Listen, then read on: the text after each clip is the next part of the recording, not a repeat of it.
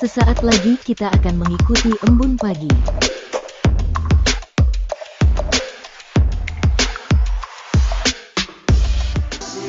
Kasih-Nya setiap hari seperti embun pagi, sejukkan hati.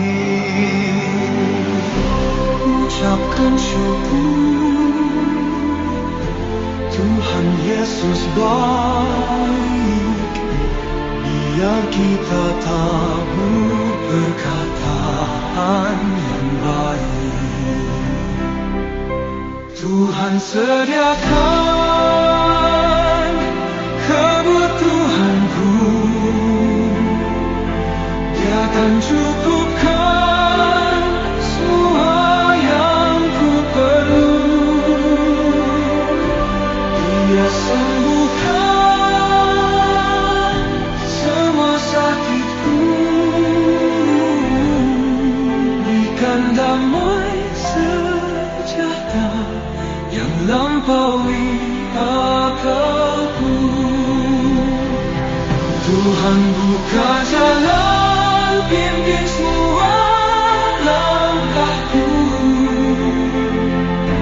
Dia tiang awan dan tiang apiku. Esra pasal 7. Kemudian daripada semuanya itu, pada zaman pemerintahan Artasasta, raja negeri Persia, maka berangkatlah Ezra bin Seraya bin Azaria bin Hilkia bin Salum bin Zadok bin Ahitub bin Amaria bin Azaria bin Merayot bin Zerahya bin Uzi bin Buki bin Abisua bin Pinehas bin Eleazar bin Harun, yaitu Harun imam kepala. Ezra ini berangkat pulang dari Babel. Ia adalah seorang ahli kitab, mahir dalam Taurat Musa yang diberikan Tuhan Allah Israel. Dan raja memberi dia segala yang diingininya, oleh karena tangan Tuhan Allahnya melindungi dia. Juga berangkat pulang ke Yerusalem beberapa rombongan orang Israel dan imam, orang Lewi, penyanyi, penunggu pintu gerbang dan budak di bait Allah pada tahun ke-7 zaman Raja Artasasta. Lalu tibalah ia di Yerusalem pada bulan ke-5, yakni pada tahun ke-7 zaman raja itu. Tepat pada tanggal 1 bulan pertama, ia memulai perjalanannya pulang dari Babel, dan tepat pada tanggal 1 bulan ke-5, ia tiba di Yerusalem. Oleh karena tangan murah Allahnya itu melindungi dia. Sebab Ezra telah bertekad untuk meneliti Taurat Tuhan dan melakukannya serta mengajar ketetapan dan peraturan di antara orang Israel. Inilah salinan surat yang diberikan Raja Artasasta kepada Ezra, imam dan ahli kitab itu, yang ahli dalam perkataan segala perintah dan ketetapan Tuhan bagi orang Israel. Artasasta, raja segala raja, kepada Ezra, imam dan ahli Taurat Allah semesta langit, dan selanjutnya. Maka sekarang, olehku telah dikeluarkan perintah, bahwa setiap orang di dalam kerajaanku yang termasuk orang Israel awam, atau para imamnya atau orang-orang Lewi, dan yang rela pergi ke Yerusalem, boleh turut pergi dengan engkau. Oleh karena engkau disuruh raja serta ke-7 orang penasehatnya untuk mengadakan penyelidikan mengenai Yehuda dan Yerusalem dengan berpedoman kepada hukum Allahmu yang menjadi peganganmu. Dan untuk membawa perak dan emas yang diberikan raja serta para penasehatnya sebagai persembahan sukarela kepada Allah Israel yang tempat kediamannya di Yerusalem, beserta segala perak dan emas yang akan kau peroleh di seluruh provinsi Babel, dengan persembahan sukarela yang akan dipersembahkan oleh rakyat dan para imam bagi rumah Allah mereka yang ada di Yerusalem. Maka oleh karena itu, haruslah engkau dengan seksama memakai uang itu untuk membeli lembu-lembu jantan, domba-domba jantan, anak-anak domba dengan korban sajiannya dan korban curahannya. Dan haruslah Semuanya itu kau persembahkan di atas mezbah di rumah Allahmu yang ada di Yerusalem. Tetapi apa yang dianggap baik olehmu dan oleh saudara-saudaramu untuk diperbuat dengan perak dan emas yang selebihnya, boleh kamu perbuat sesuai dengan kehendak Allahmu. Hanya perlengkapan-perlengkapan yang diserahkan kepadamu untuk ibadah di rumah Allahmu, sampaikanlah itu ke hadapan Allah di Yerusalem. Dan yang lain yang masih diperlukan untuk rumah Allahmu, yang pembayarannya menjadi tanggunganmu, itu boleh kau bayar dari perbendaharaan kerajaan. Kemudian aku, Raja Artasasta, telah mengeluarkan perintah kepada semua bendahara di daerah seberang sungai Efrat. Begini, segala yang diminta daripadamu oleh Imam Ezra, ahli Taurat Allah semesta langit, haruslah dilaksanakan dengan seksama, dengan memakai perak sampai jumlah 100 talenta, gandum sampai jumlah 100 kor, anggur sampai jumlah 100 bat, minyak sampai jumlah 100 bat, dan garam tidak terbatas. Segala sesuatu yang berdasarkan perintah Allah semesta langit harus dilaksanakan dengan tekun untuk keperluan rumah Allah semesta langit, supaya jangan pemerintahan raja serta anak-anaknya kena murka. Lagi pula kami beritahukan kepadamu bahwa tidaklah sah bila para imam, orang Lewi, penyanyi, penunggu pintu gerbang, budak di bait Allah, dan para hamba rumah Allah dikenakan pajak, upeti, atau bea. Maka engkau, hai Ezra, angkatlah pemimpin-pemimpin dan hakim-hakim sesuai dengan hikmat Allahmu yang menjadi peganganmu, supaya mereka menghakimi seluruh rakyat yang diam di daerah seberang sungai Efrat, yakni semua orang yang mengetahui hukum Allahmu, dan orang yang belum mengetahuinya haruslah kau ajar. Setiap orang yang tidak melakukan hukum Allahmu dan hukum raja harus dihukum dengan seksama, baik dengan hukuman mati maupun dengan pembuangan, dengan hukuman denda atau hukuman penjara.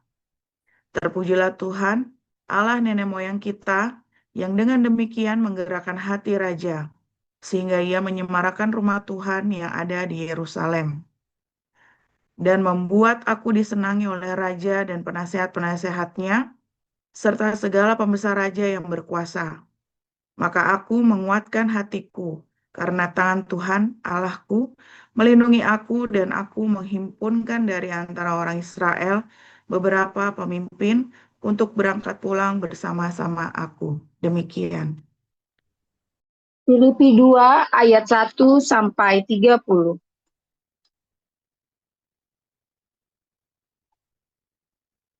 Jadi karena dalam Kristus ada nasihat, ada penghiburan kasih, ada persekutuan roh, ada kasih mesra dan belas kasihan. Karena itu sempurnakanlah sukacitaku dengan ini. Hendaklah kamu sehati sepikir, dalam satu kasih, satu jiwa, satu tujuan, dengan tidak mencari kepentingan sendiri atau puji-pujian yang sia-sia.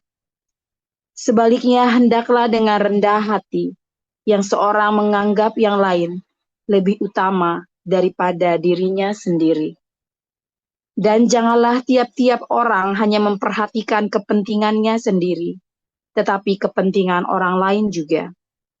Hendaklah kamu dalam hidupmu bersama menaruh pikiran dan perasaan yang terdapat juga dalam Kristus Yesus, yang walaupun dalam rupa Allah, tidak menganggap kesetaraan dengan Allah itu sebagai milik yang harus dipertahankan, melainkan telah mengosongkan dirinya sendiri dan mengambil rupa seorang hamba dan menjadi sama dengan manusia. Dan dalam keadaan sebagai manusia, ia telah merendahkan dirinya dan taat sampai mati, bahkan sampai mati di kayu salib. Itulah sebabnya Allah sangat meninggikan dia dan mengaruniakan kepadanya nama di atas segala nama, supaya dalam nama Yesus bertekuk lutut segala yang ada di langit dan yang ada di atas bumi, dan yang ada di bawah bumi. Dan segala lidah mengaku Yesus Kristus adalah Tuhan bagi kemuliaan Allah Bapa.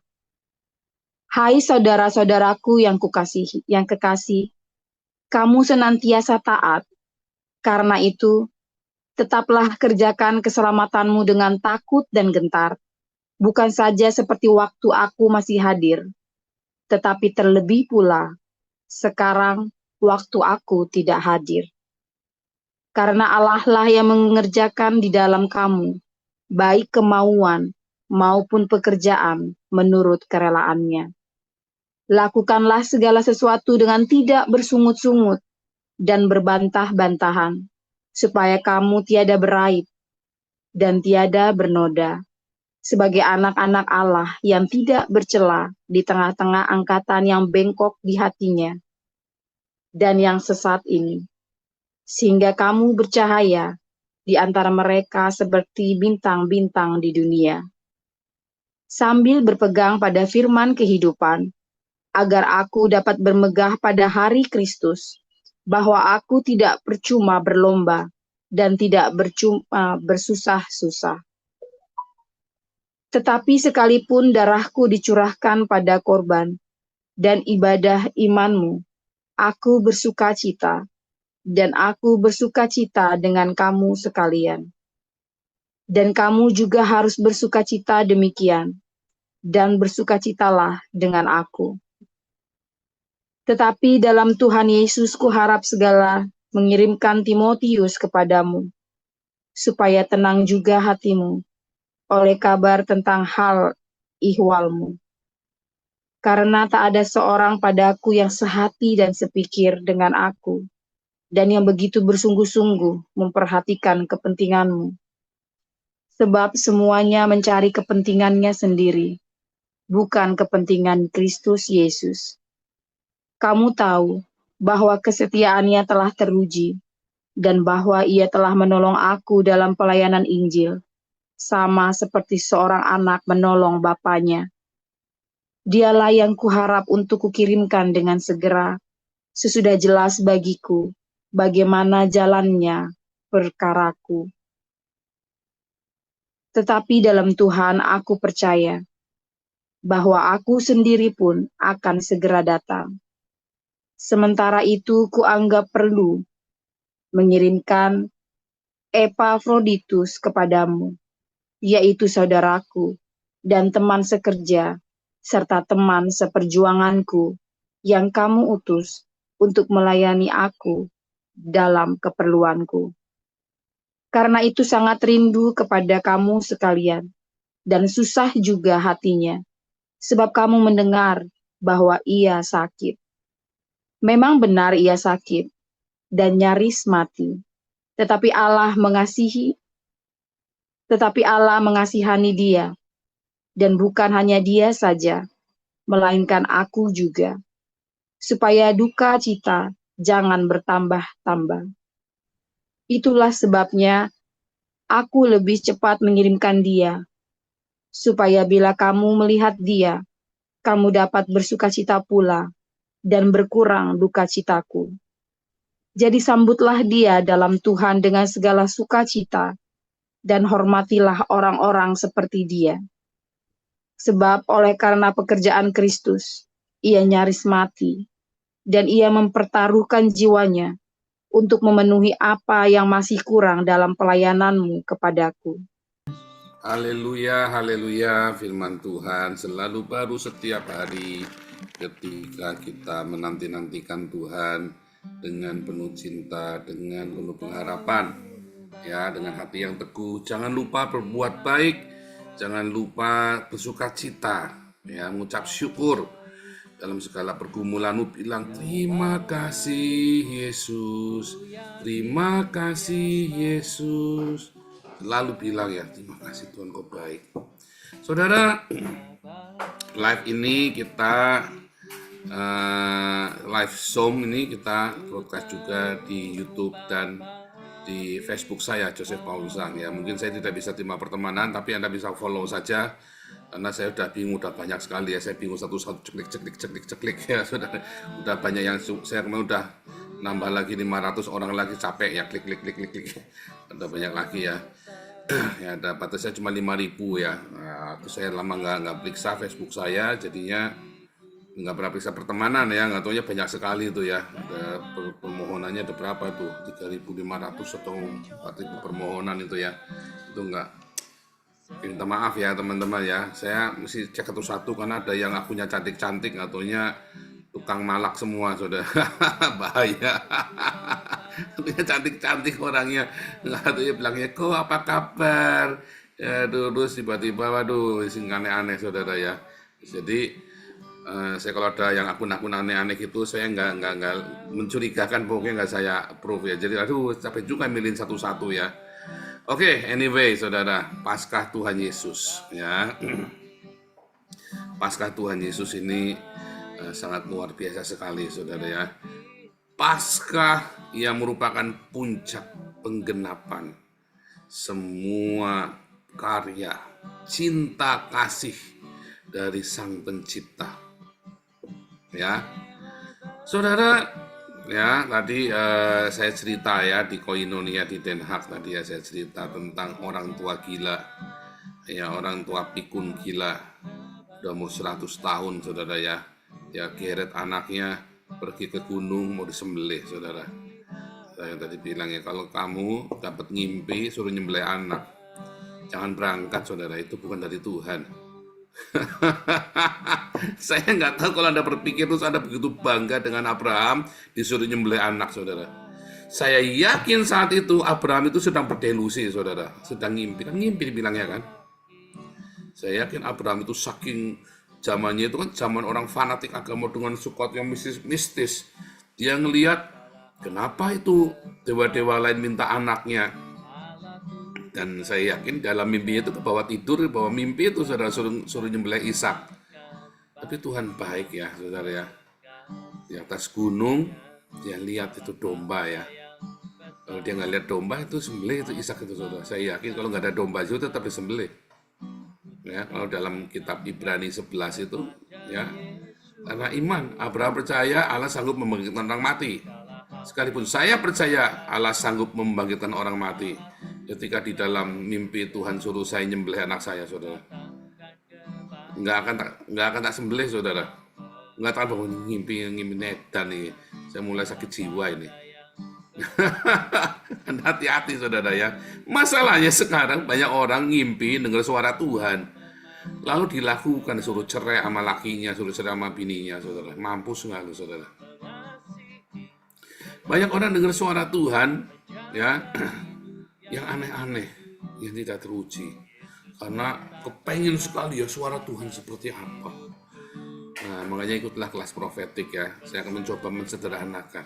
Ikutilah kelas profetik ya, terbuka ya. Saya coba buka untuk semua ya. Ini kelas profetik baru ya, baru new. Saya akan membuat format yang baru, saudara ya. Semua ikut kelas profetik ini. Hari apa ya? Hari Senin. Jumat ya, jam 9:30 malam. Yang kelas Yunani-nya jam 6. Ikuti kelas profetik ya. Tapi kita juga lagi di Den Haag, kita juga lagi pelajaran tuh setiap hari Rabu ya, tentang mendengar suara Tuhan. Nah, inilah bahayanya ya, saudara ya. Orang-orang ini tidak ngerti saat para nabi juga bisa bikin salah, saudara. Saat para nabi juga bisa ngawur. Tetapi karena cinta, dia nggak pernah ngawur. Kengawurannya itu sudah mendatangkan kebaikan. Karena cinta, saudara. Elia itu pernah kabur, saudara, ketakutan dikejar-kejar sama perempuan, saudara ya. Nabi Elia itu pernah ketakutan untuk kencing-kencing, kabur, saudara, ke padang gurun, dikejar-kejar sama satu perempuan yang namanya Isabel.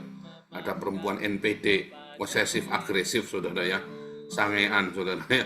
Wah, kabur itu Elia terbirit-birit itu. Padahal dia baru nyembelih 470 Nabi Baal dengan gagah perkasa, dia sembelihin satu-satu di tepi sungai itu ya. Begitu ada perempuan ngamuk, wow, kucing garong, wow, begitu kucing garong, saudara, wah terbirit-birit dia lari. Aduh, kacau sekali ini Elia ini ya.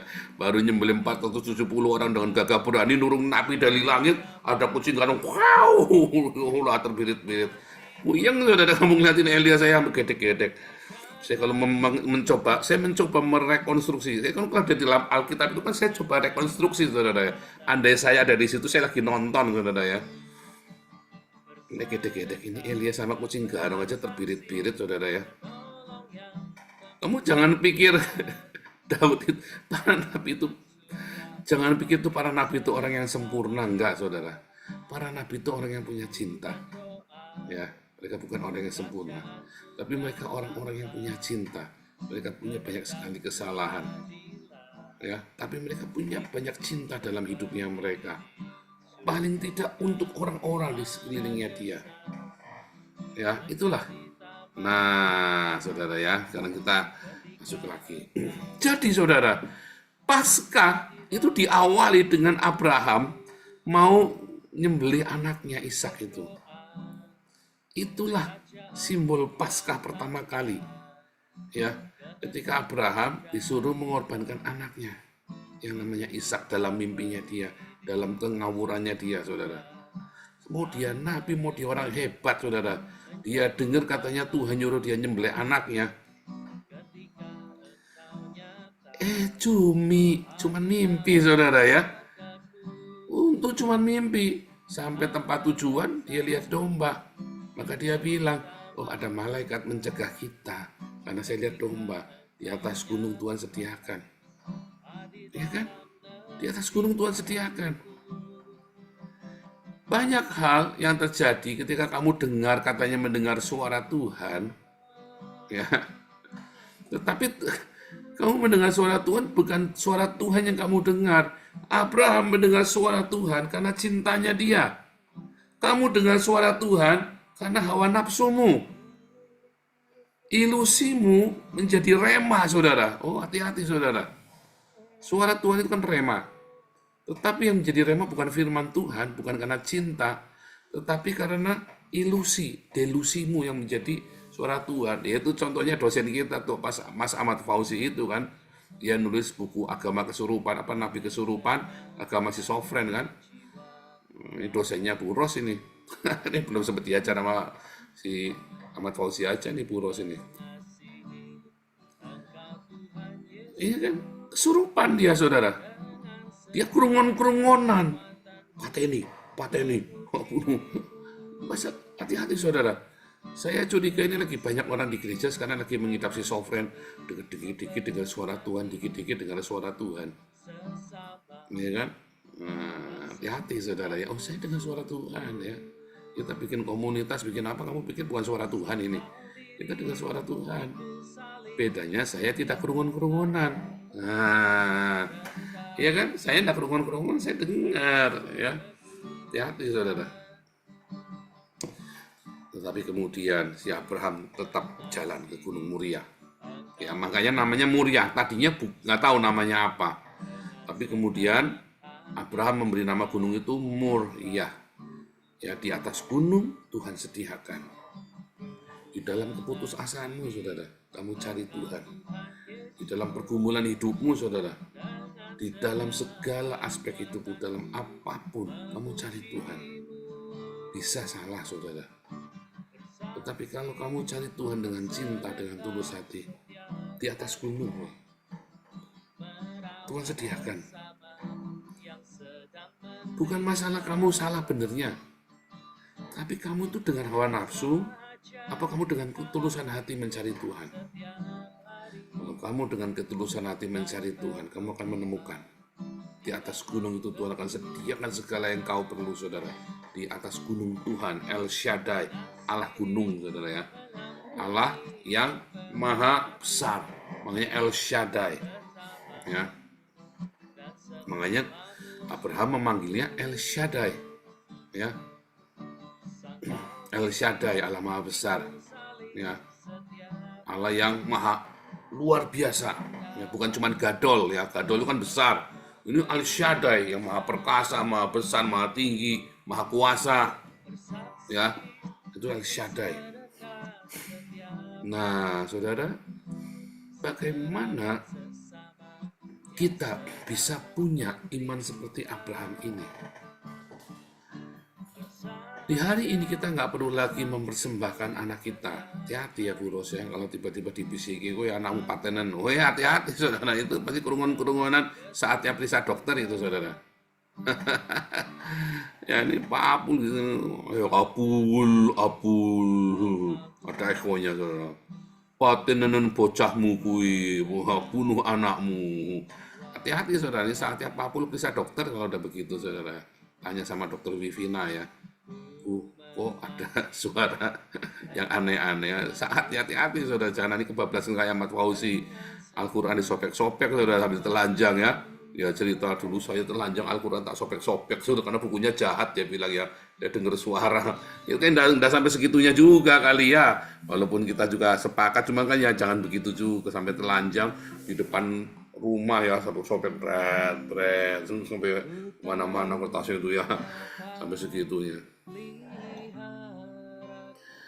Saudara, bagaimana kita bisa punya iman seperti Abraham? Dalam Ibrani 11 dikatakan karena iman Abraham mengorbankan anaknya Ishak karena dia percaya saudara ya, bahwa Allah sanggup membangkitkan orang mati. Loh, orang mati mana yang bangkit zamannya Abraham saudara? Enggak ada orang mati bangkit zamannya Abraham. Ya, saya pernah menjelaskan kepada Anda, Ismail itu disuruh mati, nyatanya hidup. Ya kan? Tetapi zaman itu belum ada orang yang benar-benar mati dibangkitkan sama Tuhan, belum ada cerita itu. Dari mana dia tahu? Ya kan? Dari mana? Untung Anda tidak dicoba sampai sebegitunya. Di zaman Tuhan Yesus, ya saudara ya, kamu disuruh apa saudara? Mengorbankan apa? Korban persembahan kita saudara? Daging kita kan? Korban persembahan kita adalah ego kita kan? Pride, kebanggaan kita kan? Apa persembahan korbanmu saudara? Kesombongan kita, keangkuhan hidup kita, gengsi, dendam, marah. Itu kan yang disuruh dikorbankan, daging itu kan disembelih. Sebab Yesus datang sebagai manusia. Datang dalam daging, saudara. Dalam sarx. Sarx itu lemah. Roh itu penurut. Sarx itu lemah, kata Tuhan Yesus. Yesus datang di dalam sarx yang lemah itu.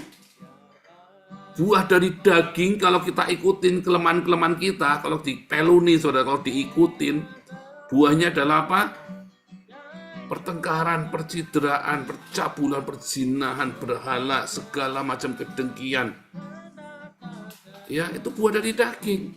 Yesus datang dalam daging. Dan dia tahu persis apa kelemahan kita, saudara. Saya selalu bilang ya, apa buktinya Allah Islam itu ada? Kamu masih hidup, lalu itu kamu nafas. Oh, itu bukan bukti Allah Islam, itu bukti Allah saya. Apa buktinya Allah Islam ada? Nggak ada satupun yang bisa jawab. Saya sudah kasih sayembara. Apa buktinya Allah Kristen ada? Yesus. Ya, Buddha, Allahnya ada nggak? Ada. Patung Buddha itu, dia duduk sujud di depannya. Apa buktinya Allahnya orang Hindu ada? Ada, mereka berdoa di depannya Krishna, di depannya Siwa, di depannya Indra, dalam patung-patung itu. Itulah Allah mereka. Mereka anggap itu Allah mereka. Apa bukti Allah Islam itu ada? Nggak ada, saudara, nggak ada buktinya. Hanya ilusinya saja. Tapi bukti Allah Kristen ada Yesus. Yesus yang dalam rupa manusia itu yang kita sembah. Ya kan? Itu bukti Allah Kristen itu ada. Ya, di dalam kesetaraannya yang dia adalah Allah, dia turun mengambil rupa ya saks. Ya, dalam rupa antroponnya dia, saksnya dia daging. Dan dia merasakan kelemahan-kelemahan kita. Kalau ada Allah nyuruh kamu, jangan berzina, jangan mencuri, ya, jangan membunuh, Ya Allah, Allah, kamu pernah jadi manusia enggak Allah? Betapa sakitnya dikhianati. Saya lagi jadi TKW, suaminya malah kawin lagi. Ya Allah, kamu tahu nggak sakitnya? Tahu, aku kan maha tahu. Emang Allah pernah jadi manusia? Enggak. Ada orang nyuruh-nyuruh. Kamu tahu nggak rasanya? Superman, ya. Superman, wah kamu, wah itu, ya Veronica itu angkat itu batu itu, wah batu segede rumah suruh diangkat, ya nggak bisa, wah kamu bodoh sama Superman diangkat suruh orang, turun, ya kamu Superman, kamu yang goblok, kamu Superman nyuruh saya orang biasa, kamu yang goblok nggak pakai otak kamu Superman, iya nggak? Ya nggak pakai otak si Superman ini, dia kan terlahir jadi manusia super. Lah kita ini orang biasa lalu digoblok-goblokin sama dia kadang-kadang nggak bisa ngangkat batu satu gede rumah. Ini sama Allahnya juga sama, nyuruh kamu itu melakukan ya yang Allah sendiri belum tentu bisa melakukan. Jangan berzina. Allah pernah nggak berzina? Tahu nggak rasanya enak berzina? Jangan marah-marah. Ya, kamu harus sembahyang sehari 50 kali. Allah, kamu pernah sembahyang 50 kali? Tahu, setiap kali mau kelingan kudu sembahyang lagi. Kita apa kelingan sembahyang lagi? Dikit-dikit kudu sembahyang. Allah pernah begitu. Kamu pernah tahu? Kalau lupa dikit ya, masuk neraka. Allah, kamu pernah tahu rasanya nggak punya duit? Anaknya lagi sakit. Saya kudu maling, kudu nyopet pasar pagi. Tangannya kudu diputus gara-gara nyopet.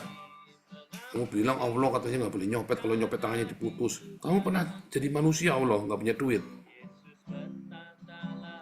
Kamu ini sok tahu Allah. Kamu nggak ngerti apa-apa, sok-sok nyuruh-nyuruh saya. Allah, saya nggak mau, sudah itu dewa, ada dewa yang nyuruh-nyuruh saya nggak boleh ini, nggak boleh itu. Terus nggak boleh ini, nggak boleh kata siapa kata dewa ini. Dewa itu pernah jadi manusia enggak, goblok itu dewanya saudara. Tapi Allah kita, dia pernah jadi manusia biasa yang penuh dengan segala kelemahannya, merasakan kelemahan kita. Kamu lapar, dia pernah tahu rasanya lapar. Kamu dikhianati, dia tahu rasanya dikhianati. Ketika kamu bergumul melawan hawa nafsumu, dia tahu saudara. Dia umur 30 tahun dan belum menikah saudara. Dia tahu pergumulan libido itu seperti apa. Ketika dia dikhianati, difitnah, diperlakukan dengan tidak layak, dicambuk, dicaci maki, dia bilang ampuni. Kalau kamu mengampuni saudara, ya kamu lepaskan pengampunan. Dia yang mengajarkan kepada kita. Wes omdo, coba kamu, ya sudah, aku sudah lakukan. Jual segala milikmu katanya Tuhan Yesus kan. Emang kamu pernah? Sudah kan seluruh alam semesta ini milik saya. Aku datang kemari sebagai mau naruh kepala pun nggak ada rumahnya. Iya kan? Padahal segala isi semesta ini adalah miliknya dia. Dilepas semuanya. Apa yang Tuhan ajarkan kepada kita? Dia sudah melakukannya terlebih dahulu. Dia udah kasih contoh. Ya, ampuni musuhmu, gundulmu peang. Oh, sudah Tuhan Yesus sudah mengampuni musuhmu. Dia ajarkan kepada kita, ya, karena pembalasan yang hebat itu bukan karena pedang, bukan dengan pistol, bukan dengan menyakiti dia. Pembalasan yang paling hebat adalah dengan kamu berbuat baik kepada musuh-musuhmu sampai dia botak, saudara. Karena kan kita tabur api di atas kepalanya kan. Katanya Paulus, kalau kamu berbuat baik kepada musuh-musuhmu, kamu menaruh bara api di kepalanya dia, botak saudara. Ya kan? Itu adalah pembalasan yang paling kejam saudara, ketika kamu kasih makan musuh-musuhmu loh saudara. Begitu kamu bisa kasih makan musuhmu ketika dia lapar, itu adalah pembalasan yang paling kejam saudara, pembalasan yang paling ya. Nah, Anda sudah nonton semuanya, nggak usah diulang-ulang cerita. Sudah banyak kesaksian ya, sudah saya tunjukkan, saya kasih contoh. Ya kan? Nah, pertanyaannya, Mudah nggak? Mudah, sudah dikasih contoh sama Tuhan caranya bagaimana. Masalahnya kan gara-gara kita nggak mau berkorban daging kita. Kita nggak mau berkorban ego kita, harga diri kita, pride kita, keangkuhan, dendam, kemarahan, hawa nafsu kita. Kita nggak mau korban, kita nggak mau sembelih. Kita nggak mau. Kita maunya ritualnya. Lah buat apa ritualnya, saudara? Ada orang cinta dengan ritual. Ritualnya buat apa ritual?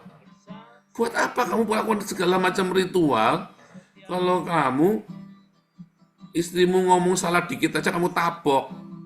Buat apa ritualmu di gereja? Kalau ada tetangga salah ngomong aja kamu labrak.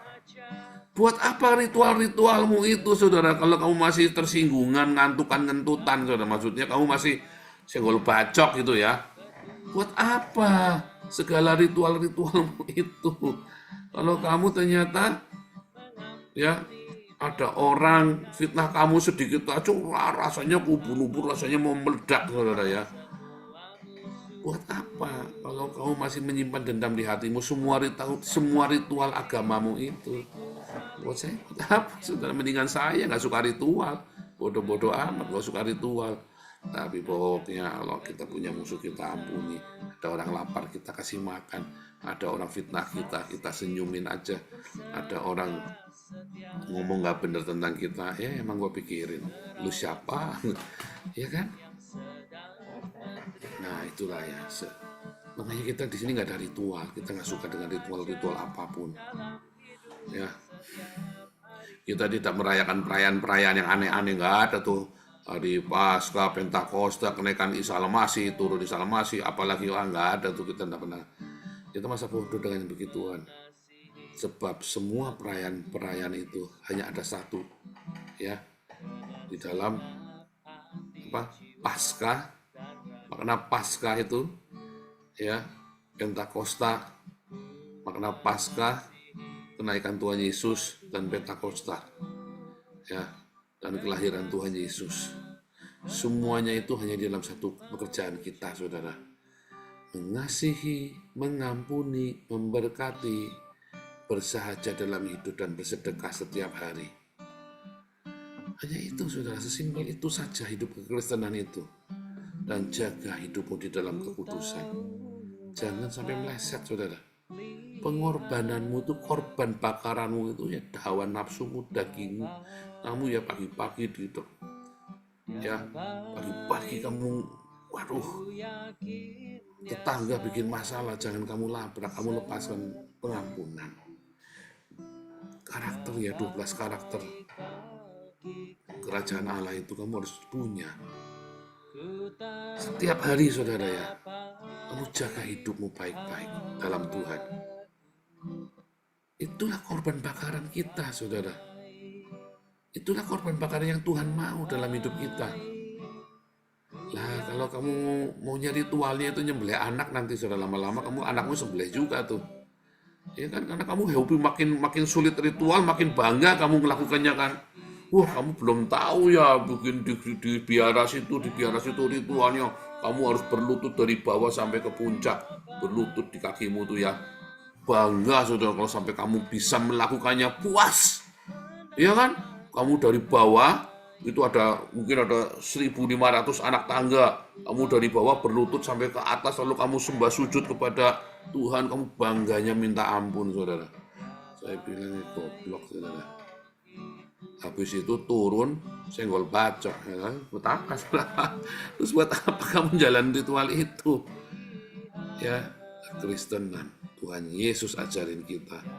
Bukan ritual-ritual itu yang penting, tapi bagaimana kamu mempraktekkan cintanya Tuhan di dalam pengorbananmu, sekalipun orang itu tidak layak dicintai. Musuh tetap musuh, saudara ya. Musuh tetap musuh. Jangan kamu pikir musuh itu temanmu, hati-hati kamu nanti sambar sama dia. Tetapi kita berbuat baik sama dia, sambil hati-hati. Kamu kalau ada anjing ya, kelaparan, anjing liar atau binatang buas liar kelaparan, kita mau kasih makan, tapi hati-hati, saudara, itu binatang buas, kamu dicatek nanti. Hati-hati ya, jangan bodoh kamu, jangan naif. itu orang jahat. Tapi kita harus kasih makan. Tapi kamu harus hati-hati. Ya. Jadi jangan naif. Dia tetap musuhmu. Dia bukan temanmu, saudara. Dia musuhmu. Tapi kamu kasih makan dia. Ya, sehingga kamu selalu waspada. Haleluya. Itulah korban bakaran kita, saudara. Dan bagaimana kita punya hikmat untuk melakukannya. Ya, Tuhan Yesus memberkati.